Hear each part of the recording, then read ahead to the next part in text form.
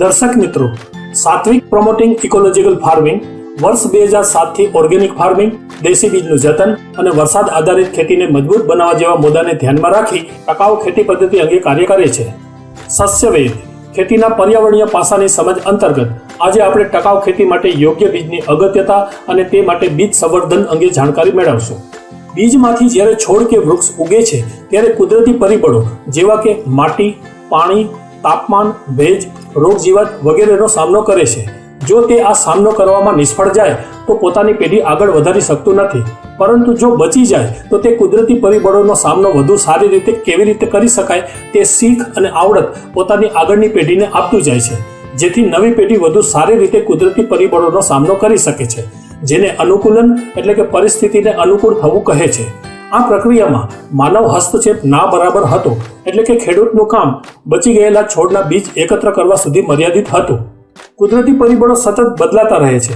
આથી બદલાતી પરિસ્થિતિ માટે નવી પેઢી અનુકૂળ થાય તે માટે વનસ્પતિ કે પ્રાણી શું કરે છે તે જાણવાની જિજ્ઞાસા તત્વચિંતકો અને વૈજ્ઞાનિકોમાં 19મી સદીની શરૂઆતમાં થઈ. ઓસ્ટ્રિયાના પાદરી ગ્રેગોર જોન મેન્ડલ અને તેણે વટાણા ઉપર કરેલા પ્રયોગ વિશે તો તમે સાંભળ્યું જ હશે, જેણે આધુનિક જનીન વિજ્ઞાનનો પાયો નાખ્યો. મેન્ડલે પ્રભાવશાળી અને બિન પ્રભાવશાળી ગુણોની સમજ આપી. આવા ગુણોના ભેગા થવા અને છૂટા થવાની શું અસર થાય છે તે વિશે વિગતવાર સમજાવ્યું. બસ ત્યારથી માનવે અનુકૂલન માટે થતી કુદરતી પ્રક્રિયામાં પોતાનો હસ્તક્ષેપ કર્યો.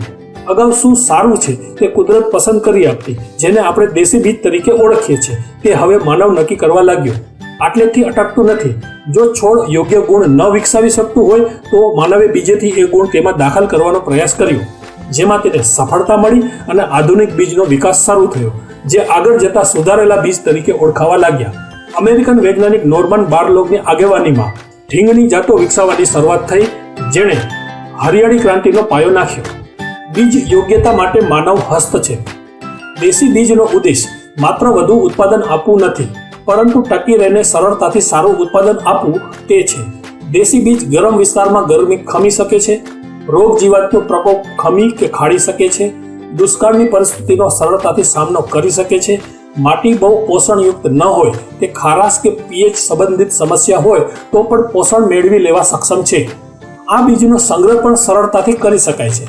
કચ્છના ગામડાઓમાં મોટી ઉંમરના ખેડૂતો સાથે વાત કરતા જાણવા મળે છે કે અગાઉના જમાનામાં કોઈ પણ કૃત્રિમ ઝેરી રસાયણના ઉપયોગ વગર ખેડૂતો દેશી બીજ કોઠારમાં સંગ્રહ કરતા હતા. દરેક પાસે દેશી બીજનો સંગ્રહ એટલો હતો કે 3 થી 4 વખત વાવેતર થઈ શકે. 3 વર્ષ અગાઉ સાચવી રાખેલું બીજ પણ ઉગતું હતું. આમ દેશી બીજ એ કુદરતની એરણે ચકાસાયેલા છે, એટલે જ તે ખાતરી આપે છે કે ભવિષ્યમાં પણ જો કુદરતી પરિબળો વધુ કઠિન કે ઉગ્ર થશે તો પણ તે ઉપયોગી નીવડશે. બીજી બાજુ સુધારેલા બીજ બનાવવા માટે કોઈ બીજમાં ચોક્કસ ઇચ્છનીય ગુણ દાખલ કરવા માટે માનવે હસ્તક્ષેપ કર્યો છે, જેમ કે ઉત્પાદન વધારવા માટે હસ્તક્ષેપ, રોગ સામે પ્રતિકાર કરી શકે તે માટેનો હસ્તક્ષેપ, દાણા, ફૂલ, ફળ, શાકભાજીનો ચોક્કસ રંગ વિકસાવવા માટેના હસ્તક્ષેપ, ફળ ઝડપથી બગડી ન જાય તે માટે તેની ચામડી જાડી કરવા અંગેનો હસ્તક્ષેપ વગેરે. આમ કરવાથી ઈચ્છિત ગુણો તો તેમાં વિકસાવી શકાયા, પરંતુ તેની ઉત્પન્ન કરવાની સરળતા ઓછી થઈ ગઈ. ઉદાહરણ તરીકે ઘઉં કે એરંડા વગેરેની સુધારેલી જાતોનું સારું ઉત્પાદન લેવા તેને ખાતર અને વિશેષ તો રાસાયણિક ખાતર વધુ પ્રમાણમાં આપવું પડે છે. જો એવું કરવામાં કચાશ રહે તો ઉત્પાદન ખૂબ જ ઓછું થઈ જાય છે. તે જ રીતે કપાસના પાકને જીંડવું ખાનારી ઈયળથી બચાવવા બીટી કપાસની જાત વિકસાવવામાં આવી, પરંતુ તે જાતમાં ગુલાબી ઈયળ અને ચૂસિયા પ્રકારની જીવાતોનો ઉપદ્રવ વધી ગયો, જેને નિયંત્રિત કરવા જટિલ રસાયણો વાપરવા પડે છે, અને જો તેવું કરવામાં કચાશ રહે તો ઉત્પાદનમાં મોટા પાયે ઘટાડો થાય છે. દાડમમાં અગાઉ ગણેશ કે ધોળકા જાતોનું વાવેતર કરવામાં આવતું, જેના દાણાનો રંગ સફેદ હતો. સમય જતાં લાલ રંગના દાણાવાળી જાતોની માંગ વધી અને ખેડૂતો દાડમની નવી જાત ભગવા અને સિંદૂરી વાવેતર કરવા લાગ્યા. નવી દાડમની જાતોમાં થ્રિપ્સ અને ફૂગજન્ય રોગોનું સંક્રમણ ખૂબ જ થાય છે. ખેડૂત જો આ સંક્રમણ કાબૂમાં ન લઈ શકે તો દાડમનું ઉત્પાદન મળતું નથી. તેનો અર્થ એ થયો કે કુદરતી પરિબળો વધુ કઠિન કે ઉગ્ર થાય તો આ સુધારેલા બીજ કેવા નીવડશે તે અંગે સતત ચિંતા રહે છે. યોગ્ય બીજ અને ખેડૂતની સ્થિતિ. બીજ એ જ સારું છે જે સરળતાથી વધુ ઉત્પાદન આપે, પછી ભલે તે દેશી હોય કે સુધારેલું. આપણે આવા બીજને યોગ્ય બીજ કહીશું. આમ યોગ્ય બીજ ઓળખવા જોઈએ અને તેનો વિકાસ કરવો જોઈએ, જેથી ખેતી સરળતાથી સમૃદ્ધ બને. તો ચાલો આપણે સમજીએ કે ખેડૂત તરીકે કઈ રીતે યોગ્ય બીજ ઓળખવા અને તેનો વિકાસ કેવી રીતે કરી શકાય. સૌ પ્રથમ આપણે એ નક્કી કરીએ કે જે બીજનું આપણે વાવેતર કરીએ છીએ તે યોગ્ય છે કે કેમ. જો તે બીજ યોગ્ય હોય અને તે બજારમાંથી લાવતા હોઈએ તો તે બીજ માટે બજાર ઉપરનું પરાવલંબન આપણે સ્વીકાર્ય છે. જો આપણે વાવેતર કરતા હોઈએ એ બીજ યોગ્ય ન હોય, તે બીજ માટે બજાર ઉપરનું પરાવલંબન સ્વીકાર્ય ન હોય તો ખેડૂતે બીજ સંવર્ધનનું કાર્ય જાતે ઉપાડી લેવું પડે. તો ચાલો યોગ્ય બીજ માટે કેવી રીતે બીજ સંવર્ધનનું કાર્ય કરી શકાય તે સમજીએ. જો આપ હાઇબ્રિડ કે જનીન ઇજનેરીકૃત બીજ વાવેતર કરતા હશો તો તેની નવી પેઢી ઉપર બીજ સંવર્ધનનું કાર્ય ખૂબ જ જટિલ છે, કારણ કે સૌ પહેલા તેને ડિહાઇબ્રિડાઇઝેશનની પ્રક્રિયામાંથી પસાર કરવું પડે છે, જેની ચર્ચા અલગથી કરી શકાય. જો આપ કોઈ સુધારેલી જાત એટલે કે વેરાયટીનું પ્રમાણિત કે ટ્રુથફુલી લેબલ્ડ બીજ વાવેતર કરો છો, જે બીજ તમને યોગ્ય લાગે છે પરંતુ બજાર ઉપરનું કાયમી પરાવલંબન ખટકે છે, તો તેવા બીજ ઉપર સંવર્ધનનું કાર્ય સરળતાથી કરી શકાય. જો આપ કોઈ પાકનું ચોક્કસ જાતનું કાચું બીજ કે છૂટક બીજ લાવીને વાવેતર કરો છો અને તે તમને યોગ્ય લાગે છે પરંતુ તેની જનીનિક શુદ્ધતા અને એકરૂપતાથી સંતોષ નથી કે બીજા ઉપરનું પરાવલંબન ખટકે છે, તો તેવા બીજ ઉપર સંવર્ધનનું કાર્ય સરળતાથી કરી શકાય. જો બીજ આપની પાસે પોતાનું છે અને તે બીજ વર્ષો વર્ષ વાવેતર કરો છો જે તમારા માટે યોગ્ય છે પરંતુ તેની જનીનિક શુદ્ધતા અને એકરૂપતાથી સંતોષ નથી, તો તેવા બીજ ઉપર સંવર્ધનનું કાર્ય સરળતાથી કરી શકાય. જો આપની પાસે યોગ્ય બીજ જ નથી અને આપ બહારથી યોગ્ય બીજ શોધી રહ્યા છો કે જેના ઉપર સંવર્ધનનું કાર્ય હાથ ધરી શકાય, તો તે માટે સંવર્ધનનું કાર્ય કરતા પહેલા તેવા બીજ માટે પસંદગી પ્રયોગ કરી લેવો જોઈએ. પસંદગી પ્રયોગ. સામાન્ય રીતે એવું જાણવા મળે છે કે કોઈ ખેડૂત પાસે યોગ્ય બીજ ન હોય તો તે પોતાના કે બીજા વિસ્તારમાં સારું ઉત્પાદન આપતા કોઈ એક ખેતરવાળા પાસેથી બીજ લાવીને નવી સિઝનમાં તેનું મોટા પ્રમાણમાં વાવેતર કરે છે. આવું કરવામાં એક જોખમ રહેલું છે. જે બીજ કોઈ અન્ય ખેતરમાં સારું ઉત્પાદન આપે છે તે મારા ખેતરમાં પણ સારું ઉત્પાદન આપશે જ તેની કોઈ ખાતરી નથી. મોટેભાગે દેશી બીજના સંદર્ભમાં એવું જોવા મળ્યું છે કે કોઈ એક વિસ્તારમાં ખૂબ જ સારું પાકતું દેશી બીજ જ્યારે બીજા વિસ્તારમાં વાવેતર કરવામાં આવે છે તો તે ખૂબ જ નબળો પ્રતિસાદ આપે છે. તેનું કારણ એ છે કે તે જે તે વિસ્તારના કુદરતી પરિબળોને સાથે સારું એવું અનુકૂલન કેળવી લીધેલું હોય છે. આથી અહીં અગત્યનો મુદ્દો એ છે કે બીજા વિસ્તારના બીજનું મોટા પ્રમાણમાં વાવેતર કરતા પહેલા પસંદગી પ્રયોગ કરવામાં આવે. તો ચાલો તે કઈ રીતે થઈ શકે તે સમજીએ. આપના પાસે મગનું યોગ્ય બીજ નથી અને આપ બહારથી યોગ્ય બીજ શોધવા માંગો છો, તો તે માટે સૌપ્રથમ જ્યાંથી પણ સારું બીજ મળી શકે તેમ હોય, પછી ભલે તે વિવિધ પ્રકારનું કેમ ન હોય, તે 3, 4 કે 5 જગ્યાએ અંદાજે 1 એકરમાં વાવેતર કરી શકાય તેટલું બિયારણ મેળવી લેવું. આ બિયારણ ક્યાંથી આવેલું છે, ત્યાં તેમાં શું વિશેષ ગુણ જોવા મળે છે તે અંગેની વિગત દર્શાવતું લેબલ બિયારણની થેલી કે ગુણ ઉપર અંકિત કરવું. જો લેબલિંગનું કામ શરૂઆતમાં જ નહીં કરવામાં આવે તો પછી ખબર નહીં પડે કે ક્યાંનું બિયારણ સારું હતું. આ રીતે એકત્ર કરેલા બિયારણોમાંથી પોતાના ખેતરમાં દરેક બિયારણ 2.5 મીટર બાય 10 મીટરના પ્લોટમાં પાસેમાં વાવેતર કરવું અને તેની ચારે બાજુ ફરતે તે જ પાકનું કોઈ પણ બિયારણ વાવેતર કરવું. ચોતરફનું વાવેતર. પસંદગી પ્રયોગ માટે વાવેતર કરેલા છોડોનું રોગ કે જીવાત કે જાનવરથી રક્ષણ કરશે. અહીં સવાલ એ થાય કે જો બીજનું વાવેતર 2.5 મીટર બાય 10 મીટરમાં જ કરવાનું હોય તો 1 એકરમાં વાવેતર કરી શકાય તેટલું બીજ અગાઉથી શા માટે લેવું જોઈએ?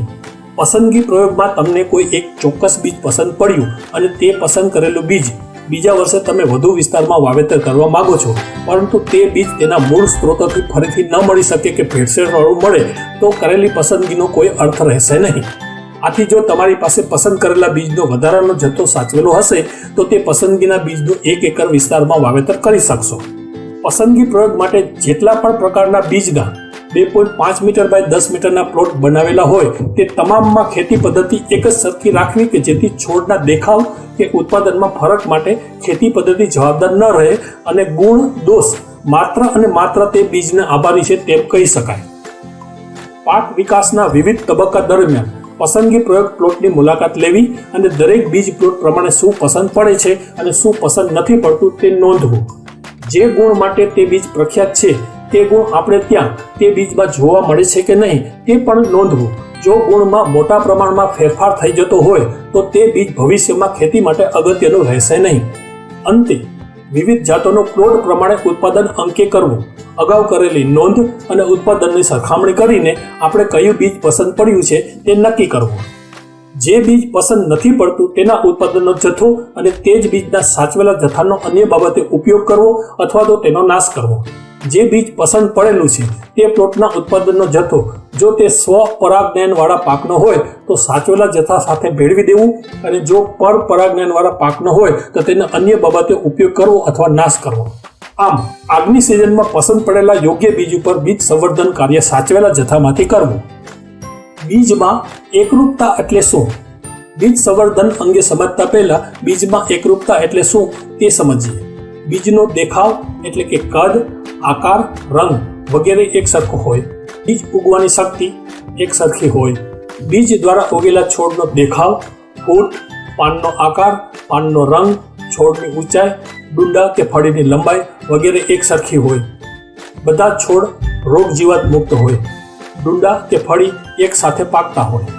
બીજમાં એકરૂપતા હોય તો જે વિકટ પરિસ્થિતિ માટે તે વિકસાવેલું છે તેમાં સારું ઉત્પાદન સરળતાથી મળી શકે છે, કારણ કે તે વિકટ પરિસ્થિતિનો બધા છોડ સારી રીતે સામનો કરી શકે છે. દાખલા તરીકે ઊંચા તાપમાન અને ભેજની અછત માટે વિકસાવેલા બીજમાં જો એકરૂપતા હોય તો તે બીજના બધા છોડ ઊંચા તાપમાન અને ભેજની અછત સહન કરી જશે અને કોઈ છોડ મરશે નહીં. આથી તે આપોઆપ સારું ઉત્પાદન આપશે. તો સવાલ એ થાય કે એક વખત એકરૂપ થયેલા બીજમાં ફરીથી એકરૂપતા ઓછી શા માટે થાય છે? તે માટે નીચે દર્શાવેલા કારણોમાંથી એક કે તેથી વધુ કારણો જવાબદાર હોઈ શકે. બીજના જનીન બંધારણમાં બીજ અવસ્થાએ કે છોડ અવસ્થાએ કુદરતી રીતે અચાનક બદલાવ આવી જવાથી નવી પેઢીનું જનીન બંધારણ બદલાઈ ગયેલું હોય છે અને તેને કારણે છોડ બદલાઈ જાય છે, જેને અંગ્રેજીમાં મ્યુટેશન કહે છે. આ કુદરતી પ્રક્રિયા હોય તેને અટકાવી શકાતી નથી. એક જ પાકના વિવિધ પ્રકારના બિયારણો જાણે કે અજાણે વાવેતર કરતા પહેલા ભેગા થઈ જવાથી નવા બીજમાં એકરૂપતા ઓછી થઈ જાય છે. ખેતરમાં અગાઉની સિઝનમાં આ જ પાકની કોઈ અન્ય જાત વાવેતર કરેલી હોય તો તેના કેટલાક છોડ હાલની સિઝનમાં ઉગતા હોય છે, જે પાકના વાવેતર કરેલા છોડ સાથે વઢાઈ જાય છે. આથી નવા બીજમાં એકરૂપતા ઓછી થઈ જાય છે. ખડું કે થ્રેશરનો ઉપયોગ અગાઉ આ જ પાકની અન્ય જાત માટે વપરાયેલું હોય અને તે ખડું કે થ્રેશર સારી રીતે સાફ થયેલું ન હોય તો તે બીજો પાકના બીજ સાથે ભળી જાય છે. આથી નવા બીજની એકરૂપતા ઓછી થઈ જાય છે. એક જ પાકના વિવિધ બીજ સંગ્રહ સમયે ગુણીનું યોગ્ય લેબલિંગ ન થવાથી કે ગુણીઓ ફાટી જવાથી કે ઉંદર દ્વારા નુકસાન થવાથી પણ બીજ ભેગા થઈ જાય છે અને તેની એકરૂપતા ઘટી જાય છે. બીજને વધુ યોગ્ય કરવા માટે બીજ સંવર્ધન કાર્ય. જો આપ યોગ્ય બીજ અને ખેડૂતની સ્થિતિ મુદ્દામાં દર્શાવેલી 2, 3 કે 4 કેટેગરીમાં આવો છો કે બીજ પસંદગી પ્રયોગ કરીને યોગ્ય બીજ પસંદ કરેલું છે તો આપ બીજને વધુ યોગ્ય કરવા, જનીનિક શુદ્ધતા લાવવા અને એકરૂપતા વધારવા બીજ સંવર્ધનનું કાર્ય હાથ ધરી શકો છો. જે બીજ આપને યોગ્ય લાગ્યું છે તેનું વાવેતર કરવાથી તેના છોડમાં જનીનિક શુદ્ધતાના અભાવે છોડની એકરૂપતામાં ઓછો કે વધુ અભાવ જોવા મળે છે, જેને યોગ્ય સંવર્ધન પદ્ધતિથી જનીનિક શુદ્ધતા અને એકરૂપતા વધારી શકાય છે. આમ તે બીજ વધુ યોગ્ય બને છે. બીજ સંવર્ધન કેવી રીતે કરવું તેનો મુખ્ય આધાર પાકમાં સ્વપરાગનયન થાય છે કે પરપરાગનયન થાય છે તેના ઉપર રહેલો છે. વળી બીજ સંવર્ધનની પણ વિવિધ પદ્ધતિઓ છે. કેટલીક પદ્ધતિઓ ખેડૂતને અપનાવવી સરળ છે તો કેટલીક પદ્ધતિઓ ખેડૂતને અપનાવવી ખૂબ જ કઠિન છે. તો જે પાકમાં સ્વપરાગનયન અને પરપરાગનયન થાય છે તેમાં બીજ સંવર્ધનની પ્રક્રિયા સરળતાથી અપનાવી શકાય તે પદ્ધતિ નીચે દર્શાવ્યા પ્રમાણે છે. વાવેતર કરતા પહેલા જે બીજમાં એકરૂપતા વધારવાની છે તેમાંથી નિંદામણના અને અન્ય પાકના બીજ દૂર કરવા. જે બીજનો જથ્થો છે તેમાંથી ખૂબ જ જાડા, મોટા અને ઝીણા નાના બીજ દૂર કરવા. અલગ રંગ કે આકાર ધરાવતા બીજ પણ દૂર કરવા. આ સમગ્ર કાર્ય ચાળણીનો ઉપયોગ અને હાથ વીણાટથી કરી શકાય. જે પાકનું બીજ એકરૂપતા વધારવાના હેતુથી આપ જ્યાં વાવેતર કરવા માંગો છો તે જમીન, ખેતર, પ્લોટમાં આગની સિઝનમાં તે જ પાકનું વાવેતર કરેલું ન હોય તે જરૂરી છે. એકરૂપતા વધારવાનું કાર્ય એ ખૂબ જ ધીરજ અને ચીવટતાપૂર્વકનું કાર્ય છે. આથી મોટા વિસ્તારમાં આ કાર્ય હાથ ધરવું ઇચ્છનીય નથી. શરૂઆત નાના વિસ્તારથી એટલે કે જરૂરિયાત મુજબ 1.5 થી 2 એકરમાં કરવી અને અનુભવના આધારે વિસ્તારમાં વધારો કરવો. આપણા ખેતર કે પાડોશીના ખેતરમાં તે જ પાકની અન્ય જાતનું વાવેતર હોય તો તેની આપણી એકરૂપતા વધારવાની કોશિશ ઉપર શું અસર થાય? આ સવાલનો જવાબ એ છે કે તેની ચોક્કસ આડઅસર થાય.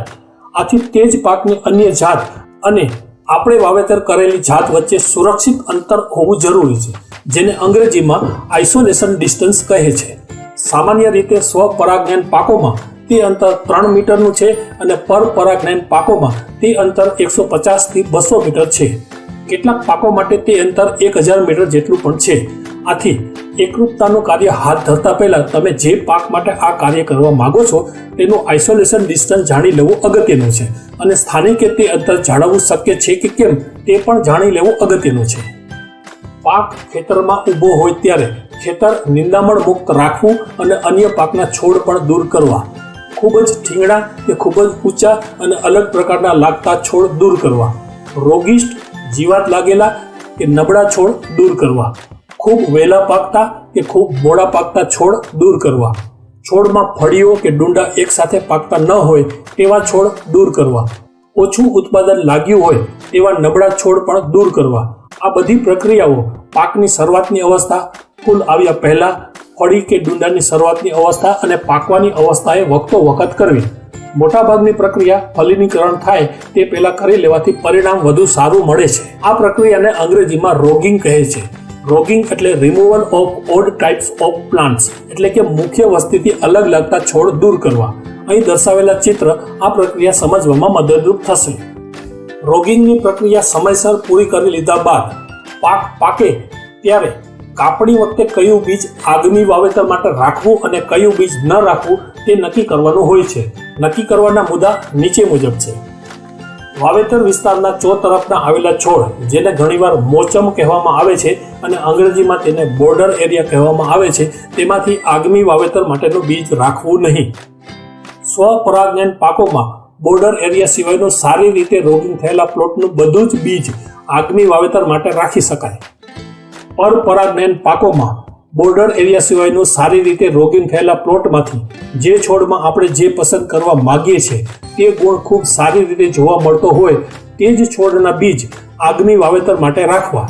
જેમ કે આપણે ઊંચા છોડ પસંદ કરવા હોય તો ઊંચા છોડને જ બીજ માટે પસંદ કરવા. જો આપણે વધુ ઉત્પાદનનો ગુણ જોઈતો હોય તો જે છોડમાં વધુ ઉત્પાદન લાગેલું છે તે છોડને જ બીજ માટે પસંદ કરવા. આ રીતે પસંદ થયેલા છોડને રંગીન રિબિન બાંધીને અલગ તારવી શકાય.